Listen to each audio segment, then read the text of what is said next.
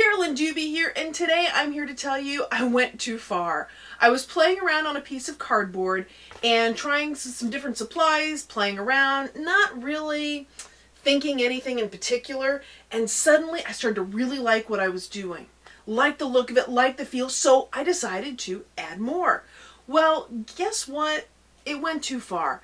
The last layer that I added to it did not have the result that I expected, and now I don't love it as much. Now, it doesn't mean that this is bad or not useful. It's still extremely useful, but I don't have the same love that I had for it.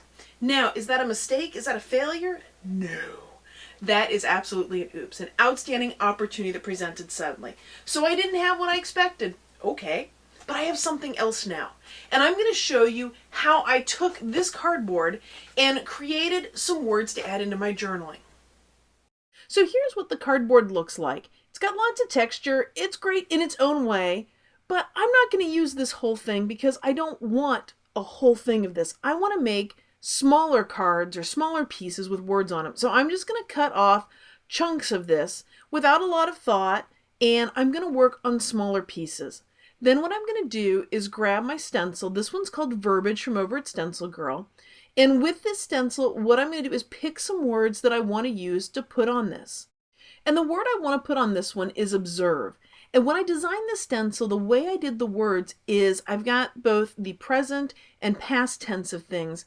All I need to do is cover up that D in observed, and I'll have the word observe. So I'm going to grab a very, very fancy tool called a scrap of paper, and I'm going to put it right on top of that D so that when I come in here with the cosmetic sponge and I pounce around on this, what's going to happen is I'm just going to have the word observe, which is just what I wanted.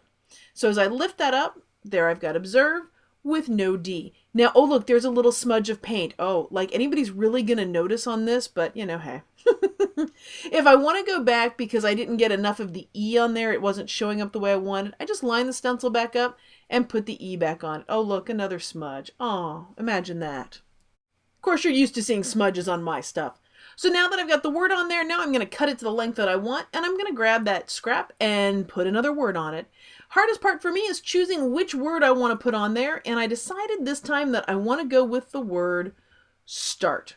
But oh no, I have the word started on here. Well, once again, that very, very fancy tool called the scrap of paper, just holding in place with my hand. I am using a fluid acrylic here, so it's going to be a little bit runnier. If I wanted this to be even crisper or more precise, I would have pounced off a little bit more or not pushed so hard with the sponge. But I kind of like that the S and start had a little bit more of a irregular look to it. It kind of goes with this whole messy graffiti feeling that I've got going on here. So now here's the piece of cardboard, and I'm going to cut another piece off of this, and I'm going to do a third word. There's been a lot of freedom for me with this piece of cardboard because I wasn't in love with it when I started. So that was part of the gift in that oops. One of the opportunities was the fact that I'm not in love with it anymore. So I'm willing to cut it up. I'm willing to try things with it. And so as I put the third one on here, the third word, I'm going to go with the word doubt. And of course, going to use that fancy tool and cover it up. Keep in mind, if you are using a cosmetic sponge and you want a very, very crisp image, you want to make sure that you've pounced off the paint quite well, and if you don't care, you run the risk, like I did, of making some smoogies. But I don't care if I have some of that on here. Now, as I'm playing with this, because I have freedom and not really caring about it, do I want to leave this piece of cardboard long? Or do I want to make it shorter like the other ones? And I'm not going to. I think I'm going to leave this one long.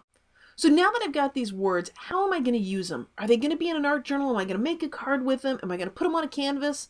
Well, those questions are for another day. I hope you've enjoyed this video. If you'd like to see more of my videos, I'd love it if you subscribe to my YouTube channel.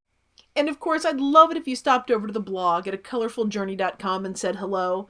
And if you've got friends that you think would enjoy watching this video, I would be very grateful if you shared it with them. Thanks for being a part of this colorful journey.